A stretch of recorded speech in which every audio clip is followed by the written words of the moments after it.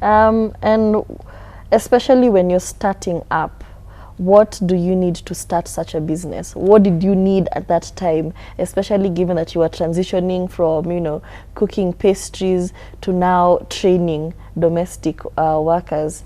What would you need now to start up? Just the skills. If you have the skills, if you can, you have the housekeeping skills, you know what is required to maybe do the laundry and do the cleaning. You don't need much. The only thing I added extra was a uniform. Yeah. Okay.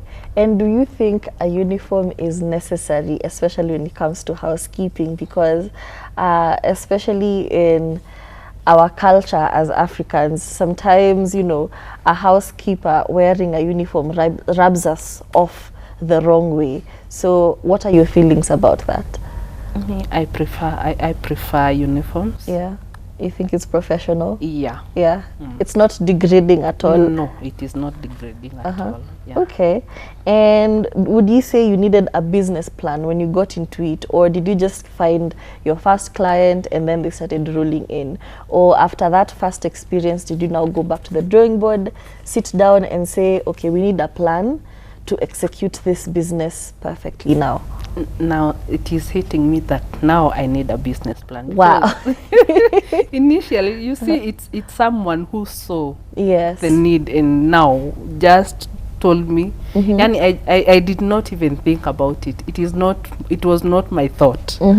And now, having served more than 15 to 20 clients, now I think it's high time now I invest in a business plan. Wow, we live and we learn every day. Yeah. So what would you say are the types of housekeepers? Are there categories in which they're based? You mentioned commercial and domestic. What are the differences? And also, is there international and, you know, institutional housekeeping? How would you categorize all of them?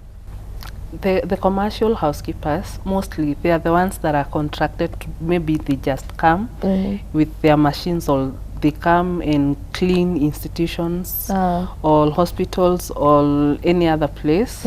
And now the domestic housekeepers, they are the ones that take care of our homes. And we have in homes we have housekeepers, we have cooks, and we have nannies. But in Kenyan setup, they do, it's one everything. person who's doing everything. Yeah. Wow. But you'll find others who give different jobs. Yeah. Apart from training, are there other services you offer? For example, this is especially rampant outside of Kenya, housekeepers who go to, let's say, the Middle East for work, and they start saying they're exploited, they're being, you know, treated unfairly.